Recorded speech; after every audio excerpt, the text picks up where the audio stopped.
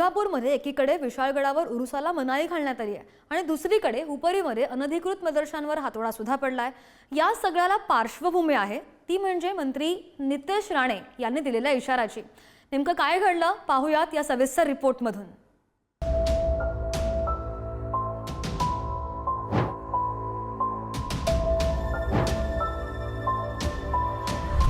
कोल्हापूरचा विशाळगड पुन्हा एकदा गाजतोय। आता निमित्त ठरलंय ते विशाळगडावरच्या कथित उरुसाचं। विशाळगडावर उरुस कसा होतो तेच बघतो असा इशारा मंत्री नितेश राणेंनी दिलाय। हे हिंदुत्वाचं सरकार आहे, आम्हालाही बघायचं की 12 तारखेला तिथे उरुस कसा होतो आम्हाला।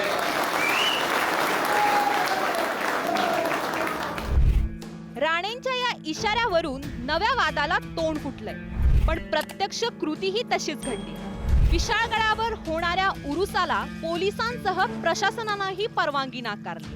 काल नितेश राणे यांनी सुद्धा कशा पद्धतीने हा उरुस होतो हे सुद्धा आम्ही पाहतो अशा पद्धतीचं वक्तव्य केल्यानंतर प्रशासन आता अलर्ट मोडवरती आल्याचं पाहायला मिळते।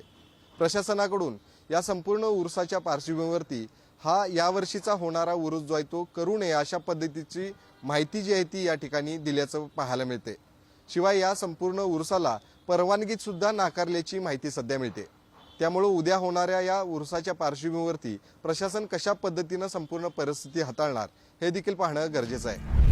दरम्यान हा सरकारच्या अखत्यारीतला विषय आहे असं सांगत माजी मंत्री आणि काँग्रेस नेते सतेज पाटील यांनी चेंडू सरकारच्या कोर्टात टोलावलाय।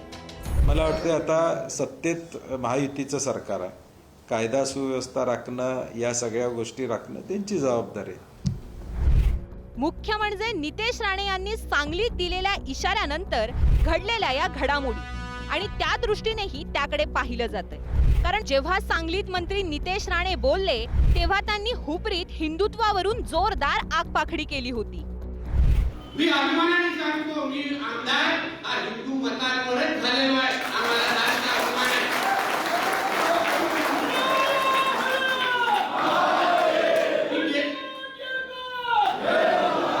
मी गेलोच नाही ऑनलाईन मध्ये मत मागणारे नाही की आक्रमण नाव काय कोणाला द्यायचं तर द्या। आता या लोकांना ईव्हीएमचं फुल मत कळलं नाही। हिंदू समाजाने कुठल्या विचाराने मतदान केलं कळलं नाही। ईव्हीएमचा अर्थ आहे एव्हरी वोट अगेन्स्ट मुल्ला। म्हणून आम्ही ईव्हीएम वरून निवडून आलो आणि आपण काय बोलतो ईव्हीएम म्हणूनच निवडून आलो नाही। किती आमदार बसले की नाही ईव्हीएमचे। आमचे विशाळगडच्या संदर्भात आलेले आमचे हिंदुत्वादी सहकारी माझ्या 12 तारखेला मला बोलले त्याच्यात उरुस होणार आहे। मी तुम्हाला बोलतो चिंता करू नका, हे हिंदुत्वाचं सरकार आहे, आम्हालाही बघायचं की 12 तारखेला तिथे उरुस कसा होतो आम्हाला।